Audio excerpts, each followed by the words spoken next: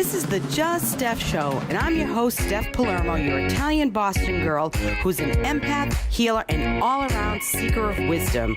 Tune in weekly for advice on how to live your best life at work, home, or play so you can feel groovy every day. This is Steph Palermo. It's the Just Steph Show. Everybody has two lives. The second one begins when you realize you only have one. We are second lifers. We're empty nesters, newly single, and those starting over age 3. Your healthy, happy, hip years are just beginning. I have a big announcement to make. I'm going to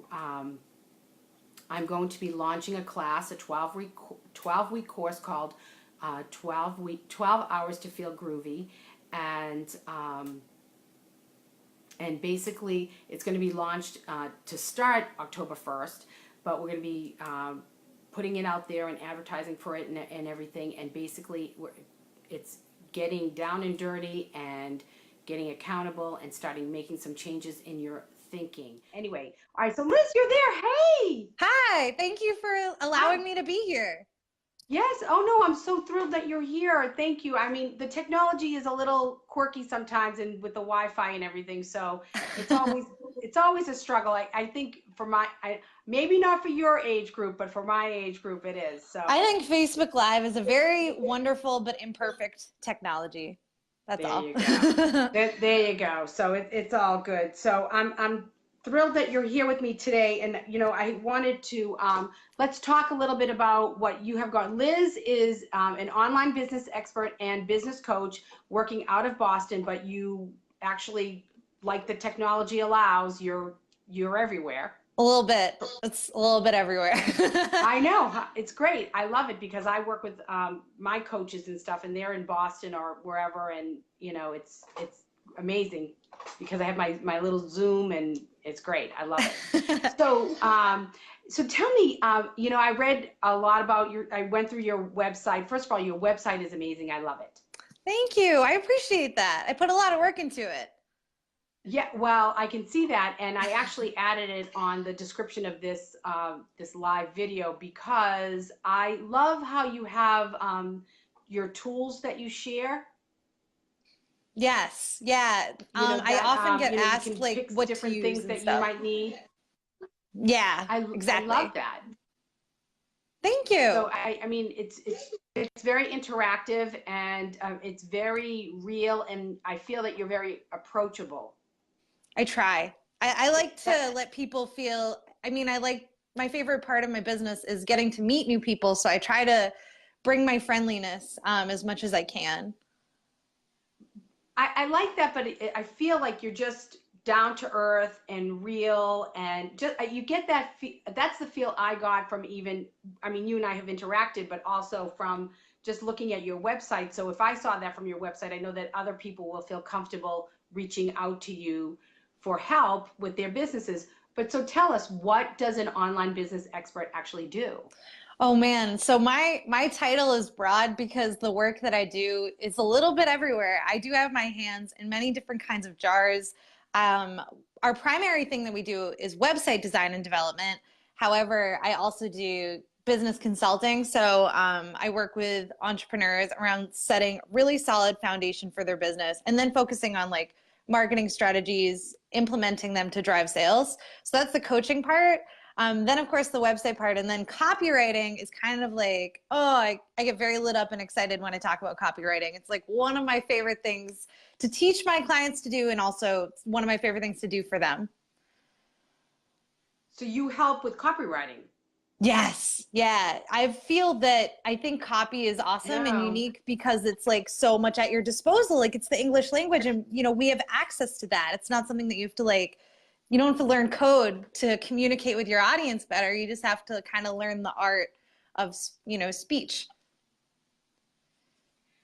But copywriting, from what I'm understanding, is sort of making something your own, and so that anybody else who uses it maybe is either in trouble or has to pay for that. Is it? Yeah, that's like the legal definition of copyright.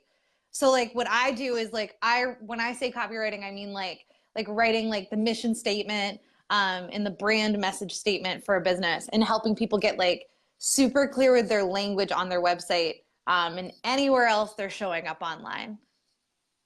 Right. So if someone says, what do? They're able to have that Ready. boom, boom, boom. Yes, totally. Ready to go. Ready to go. And, as an entrepreneur myself, and I went from, raising my kids 20 years and all of that, took me a long time to get clear. I believe it. Like, and what do I do? It's like a living document, It's something that changes over time. Right. You definitely have to continue to grow and more. And I know that I've gone, from one place. I went from internet radio to being on AM back to the podcasts, just because what was good for me at the time. Yeah. So you just make that change. So I can see that. Ever shifting, a lot like this. I know. Really. Right. I know. So, anyway, I saw that you wanted to be an actress. You wanted to be on Days of Our Lives. That cracks me up because that was my soap opera when I was a kid. Oh, awesome. I used to watch it every day after school with my mom, and then I watched it into college, and I loved it. And I used to have a theory that it's a really good idea to go be a soap actor because, you work every day. There's a new episode every day of Days of Our Lives. It's one of the most consistent jobs as an actor in Los Angeles. And so I was like, I loved the show. I still think it's awesome. I don't watch it anymore, but I love it. I know. Who has the time? And so who was your favorite character? I have to ask you. Sammy, definitely. Oh, she was such a witch, wasn't she, back in the day? She's so tough. She's so mean. And the queen of mean and manipulation, just like the trouble she'd get into. I just love her. I think she's great. I remember watching those when those kids were born. Oh, I watched that show way back. So like Bo and Hope and all that. Yeah. So funny. That cracks me up. Hope is from Brockton. I know. And I know someone, it's like she's the aunt of like a friend of mine. And then so I told them to tell her because I was like, there is no one on television that cries better than Hope on Days of Our Lives. She is the best crier. When she cries, I can't handle it. I can't handle it. I fall apart. She's so real. I just can't stop. That's so funny. I love that. I love it. So I want to ask you, what are your top 3 tips for an entrepreneur who wants to start their own business? So I think the most important thing to know is that you have to know who you want to be working with. And I think you can actually know who you want to be working with before you know what service or product you're going to be selling this person. Because I think it's so much more important to be spending time, because you're going to be spending time with these people. You have to know that you like them. And so that's why I have my clients, I'm always like, let's start. Oh, hey, Julie's here. I always have my clients start with wondering who do you want to work with? Because you're, and make sure it's someone that you can go to Starbucks and spend a really long time together and not be bored. Not hate your life about it, That's my first thing. I know, because people don't even like the people they work with. It's ridiculous. And you have to, I think that brings me to number 2. Remember that no matter what, you're the boss. So what you think matters is exponentially more important than for example, let's say you get a logo done. This is just an example of something that people do at the beginning. You might get a logo done and then your first instinct is I'm going to post it to Facebook and see what the people think. But that's actually where you're going wrong, because what matters so much more than that is that you like it. And you should like it so much that I jokingly say on my website, you should want to tattoo it to your face, because that's how much you're so gosh darn proud of what you're doing. And that's number 2. Remember that you are the boss. Oh, hey. Yeah. She's here too. That's so funny. I wanted to put my Just Steph logo, I wanted to get it tattooed on me. I did. Oh. I won't do it, but I did. I wanted to. That gets me so excited, because now you're validating that I want to get the Liz Theresa logo, maybe on my ankle, all cute. Okay. Yes, right there. So listen, I'll come to Boston. We'll get drunk and we'll do it. Stop. Don't getting excited. No, that would be the coolest thing. I can't even handle it. I love that idea. I just love that idea. My kids would be so mad. You're like, you kids. can't. Oh, you're probably like, you can't get tattoos. No. I'll be like, you do it. I'll go get mine on your. I'll tell them to put my logo on you. That's like there's people out there, or like this was like a news story a long time ago, but there were people that used to sell like their body for advertising, and people would buy ads like as tattoos on their body. Yeah. Whoa. There weird. It's instead true of news. Your car wrapped. You get your body wrapped. Yeah. You get your body wrapped instead of your car. That's interesting. That's bizarre. I don't think I gave a tip number 3. Like t-shirts.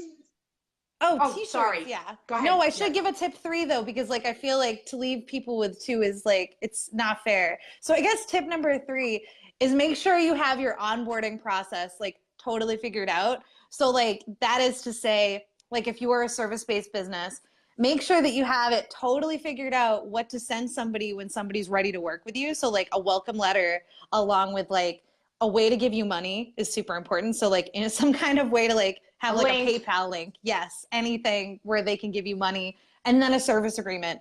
And so having your onboarding figured out will make you automatically more confident when you're going to close a deal, because you'll already have everything to send them. It's so much better.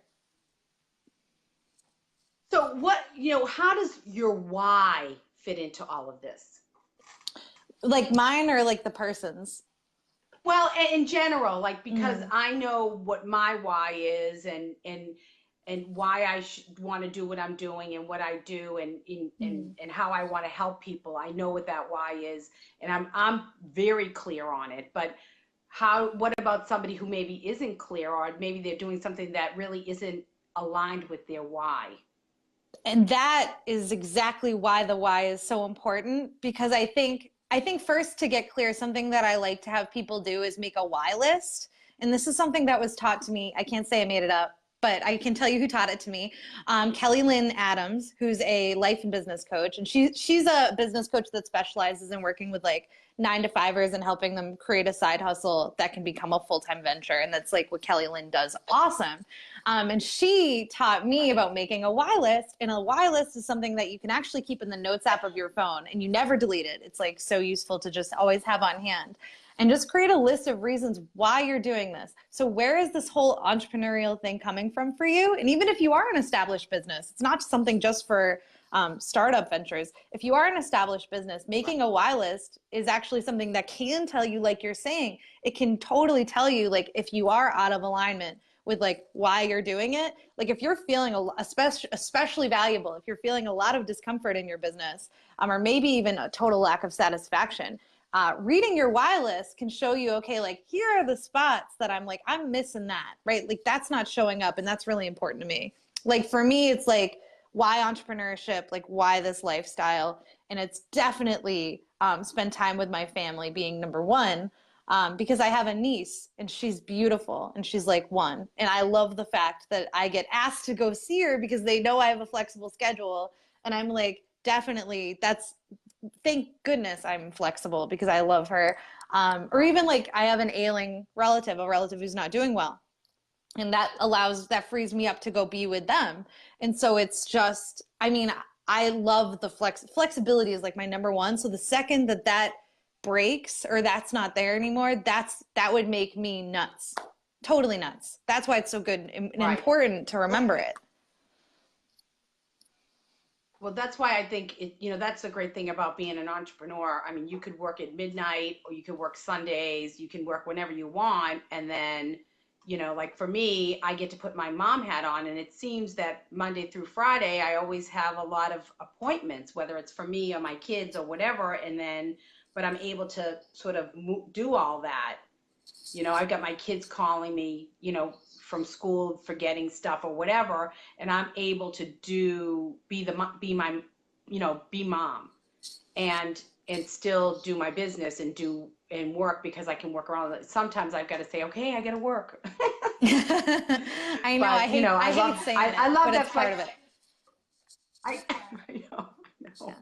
I know it's crazy, but I have now just in terms of family and all of that. So how what is your advice, and maybe what do you do to balance the family, work, relationships, all of that stuff, and sort of have a balanced life and be satisfied in all those areas? I think that the most precious commodity is time. And so when you're speaking to balance, my first thought is how much I love talking about time management. So that's probably where I'm coming from. I have like a bunch of articles about this on my blog for sure. So like if you're a total time nerd, or even if time is something that you worry about, you can check out like more in-depth stuff there. But my number one thing that I do is I think it's really important to do a time audit, which is like where you create a log and just like a line item log. And I go to the minute by minute, like between 8 and 8:05, what did I spend time doing? I start working really early. But like at the start of your workday, you would put like between this time and this time, what did you spend the time doing? It makes you really, really aware of minimizing distraction as much as possible.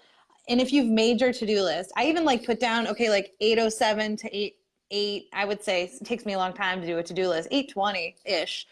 Write out your to-dos and then prioritize them. And then that can actually be like, you can just, as you're recording your time, you're going to look to just see what's the next most important thing. It will keep you on task. Right.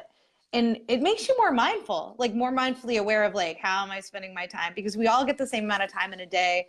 And I think it can get overwhelming if you are not trying to take steps like that to be aware. That's when time's overwhelming, because you're not, it's just leaving you and you're like, I don't have enough. No, you do. It's just that like, you need to just be super on top of it and looking at how you're spending it. Right. And so basically you're saying be very careful about how you spend your time, so that if you're procrastinating, or if you're, screwing around on Facebook and whatnot, when you should be writing your blog or making sales calls or whatever, you're wasting the time that, later on you could be spending with your family or with your boyfriend or girlfriend or whatever. Yeah, we all get the same amount of hours in a day, and I definitely prefer to spend time with like my husband and my family ahead of everything. And so honestly, I'm out of here at like, I leave the office at 3:30 to go home and like prep for the rest of the night, work like an hour at home. But then I'm really done after 5. I really try to just shut down, because otherwise I burn out. That's what causes that misalignment.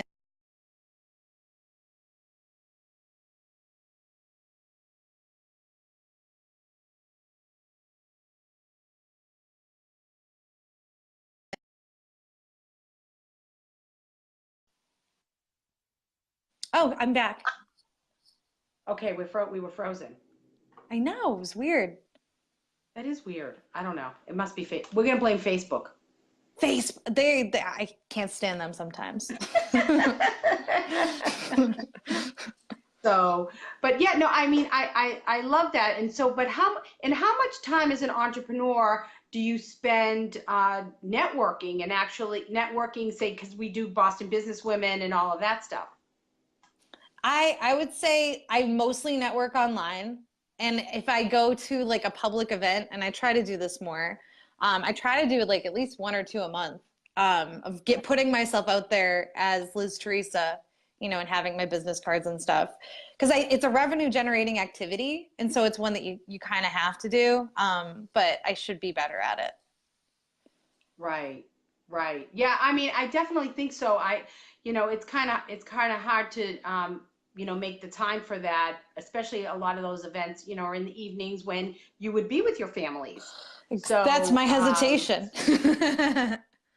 Right. So, so it's definitely, it's definitely difficult, but it makes sense. And I've gotten a lot of value out of Boston Business Women.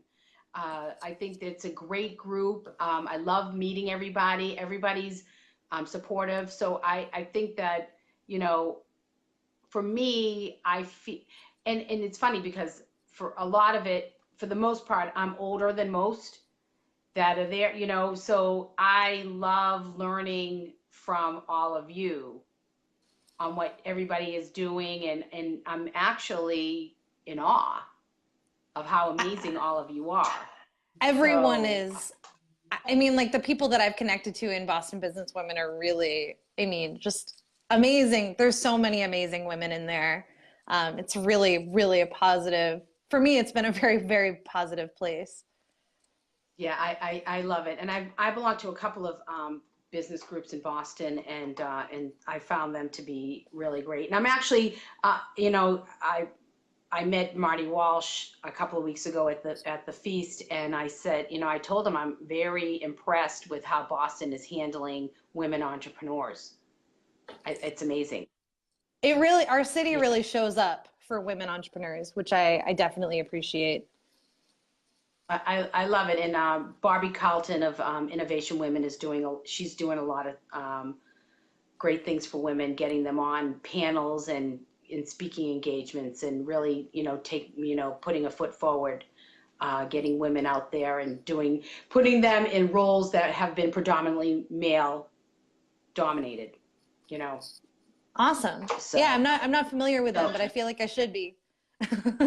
It's a speakers bureau for women, and cool. So and she's out of Boston. She's been on my radio show, and she's just doing a lot of stuff for women, and especially in the tech area where it's been mostly men. Yeah. So and you just want a shot, whether it doesn't matter who you are, you just want a shot, and and so men, women, whatever race, creed, whatever it is, you just want to have a fair shake. Agree. Totally agree with you. Yeah. So, okay. So I want to read this to everybody because I love, love, love this. So this is Liz's requirement for a good client: a sunny, or at least partly sunny, outlook on life, a sense of humor, and an open mind. Oh, and if anything else, you need a personality. So if you don't value creating strong relationships, would rather not have fun while you work, or if people think you're mean, you can go now. I love it. And I mean it. That should be everybody's mantra. I know that. I love it. People need to be, well, because I was so sick and tired of having rotten people like come to my site and they're like, oh, Liz looks nice, let me squash her. Because I think sometimes people are rotten. But here's the total kicker: the people that are mean know they're mean. Like, I would say 8 times out of 10, jerks know they're jerks. And if I seem fluffy and you don't like it, get the hell out of here. Because that's like my favorite thing I added, because it really does. It trims the icky people. It just makes them go away. And people shouldn't be afraid to say that you value kindness. I mean, one time I told somebody, I was like, somebody asked if I had a recommendation or a referral for some kind of a contractor. And I was like, I said they were really experienced. And I said, and they're so nice, such a pleasure to work with. And they were like, I don't need nice. And I was like, you don't need nice. Oh, I get so fired up. That's Boston for you. They don't care. I know. I'm like, I care. And so, but that's been to my benefit. I agree. But you know what? It's funny because I love that you're doing that, because at my age, I have had to walk away from just even people that you associate with on a social level. I'm going, is this happening? I'm 50. Is this happening? If people are actually being like, who has the energy to actually connive being mean, whether it's in work or out when you're at a bar or somewhere? It's I don't exhausting. have it, so I don't. It is. I don't either. It's, you know what? It's actually more energy to be grumpy, mean, frown, nasty. To not say hello to somebody actually takes more energy to say hello, because you got to go, oh, I'm not saying hi to them, instead of just going hi. Is that so hard? It's like when you go to the grocery store and then like you see somebody and you know that they know you, and then you're like you like start to like, say hi, and then you're like, and then they're just like race down an aisle and you're just like, I think at that point you have to think there's something that they're going through and it's about them, definitely. So, but I love that you have chosen to work with people with these kind of attributes, because for me, I know with putting out my one-on-one consulting with my 12 hours to feel groovy, I only want to work with people that want to work. Yes. Like they want to be with me. They want to be there. They actually want to make changes in their life. They want, they recognize that one or more areas in their life is not working for them, and they're willing to do, to do what it takes. And, I guess, unfortunately, I'm my own role model, where I say, okay, I'm very coachable. Like when I hire somebody, when I hire a team, I'm going to listen to their expertise, and I'm participating in this. And that's how I think, I guess I think everybody needs to be like me. I get so disappointed when people aren't more like me. So I totally relate to where you're coming from. Well, is that terrible? That's so it's not us. I really think it's everybody. I mean, like, because I work with really good people, but I think what the huge lesson is, like, and what I love that you do this is, like, you want to work with people that are bringing it, right? And it's like, people shouldn't be afraid to say who they want to work with, because sometimes people will be like, oh, well, if I say who I want to work with, I'm alienating other people. No, you don't want to work with them. They're dead. No. You should talk to the people that you like and that you want to be working with. That's totally natural. Exactly. And, if you've got to want to be there. It's like anything else. You've got to show up available, emotionally ready. It's like trying to get a boyfriend or whatever. You got to be available. Like, if your head is somewhere else, don't do it. Totally agree. It's ridiculous. So, and I don't understand how people do that, but whatever. It's kind of crazy. So I love that. So I think if anybody needs real website design, online business expertise, yes, I think you should go to liztheresa.com. Check out her stuff, what she's got going on. She's got lots of, forgive me, lots of freebies on that website, like free info. Like, I love it. Oh, I try to be very giving. Well, that's the best way to be, I think, because the more generous you are, the more you get back from the universe. So, 1,000 times, yes. So, I definitely agree with you there. So, how can people find you? LizTheresa.com, like you said. I also have a free copywriting training video at freecopyvideo.com. And then last but not least, you can find me on the Liz on Biz podcast. We just had episode 100, which was like, what? So crazy. That was on this past Monday, and you can find that on iTunes or Google Play. Yay. I love it, because I was on your show a few weeks back. Yes. We had a lot of fun. So much fun. Yeah. I know. It's a good show. It was great. So, So if you'll hang for a second, I just got a couple of little promos to do, and then we're going to repeat where you're, where people can find you. So listen. On this description of this video is a link you can get. I know it's backwards, but it's Steph's 10 Feel Groovy Do's to get you in the groove. It's a free download when you sign up to be a Just Steph VIP and get my newsletter.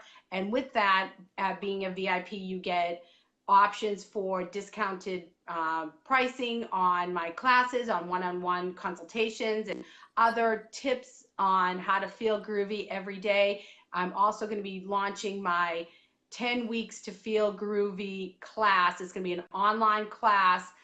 It's going to start in October, but we're getting ready to launch it now. So if you're interested in that, definitely sign up for that newsletter. The link is in the description. Also, I want to remind everybody that I am going to Dubai to speak at the Global Nursing Conference, and I just want to tell you a little bit about it, because I'm speaking to nurses, doctors, and healthcare professionals on what it's like to live with a rare disease. 1 in 10 Americans has a rare disease. This is from NORD, the National Organization for Rare Disorders. So 1 in 10 Americans has a rare disease, and doctors don't know what to do with them because they don't even know. They spend very little time in medical school talking about rare diseases. I happen to have been born with Poland syndrome, which is a rare disorder, and I'm going to be speaking to this. This is an amazing opportunity. I actually have a statement from NORD that I'm bringing, so I'm representing the U.S., and I'm so excited about this. It's That going to is be awesome. so fun. And yeah, I'm very excited about this. But the part about this is none of this is covered. They're not paying me a lick, not for anything. But I couldn't pass it up because it's just so near and dear to my heart. But if you're a business that would like me to promote you on my website and in my newsletter, on social media, and as well on my slides in Dubai, I would love to partner with you for sponsorship. That is still totally open. I've gotten some great help from Ronnie Kaplan from Kaplan Family Law, Stacy Weiss, and she's with S&Z Realty, Jen Strauss-Block, and Meredith Sasser. They have sponsored me. So there's still room for sponsorship, and I definitely want to promote you with this, but this is also such a great opportunity, and even just your positive vibes and well wishes would be are totally welcome. So that's very exciting for me. So that's what I've got going on, and there's lots happening. I'm so thrilled. And Liz, how can they find you again? Oh, LizTheresa.com. It's LizTheresa. You will find me there. Yay. And you know me, I'm on Facebook, Twitter, at Steph Palermo, Instagram, just Steph1. I'm on Snapchat, but I just do that with my nieces because I don't know how to do anything else. But I'm on Google Plus and I'm on LinkedIn. I'm everywhere. I have my Just Steph page. So find me. JustSteph.com is my website, and that's where you can also sign up for my newsletter if you would like to hire me for speaking and for keynote speaking, workshops, any of that. I am here for you, and that's it for today for the Just Steph Show. So thank you for being with me. Will you come back? Oh man, I had a great time, so I'll be back. Oh, good. I'm so glad. All right, so we had a lot of fun. So all right, kids. You know, I love you all. Wishing you love, balance, and peace. Ciao, ciao, baby. Love you. Ciao. I'll see you soon. Bye. Thanks for tuning in to the Just Steph Show. I really care about you, your happiness, and helping you make great choices for your life. So tune in next week for more wisdom from me. In the meantime, follow me on my Just Steph Facebook page, on Twitter at Steph Palermo. My Instagram account is JustSteph1, and subscribe to my YouTube channel, Steph Palermo. See you next week. Ciao, ciao, baby.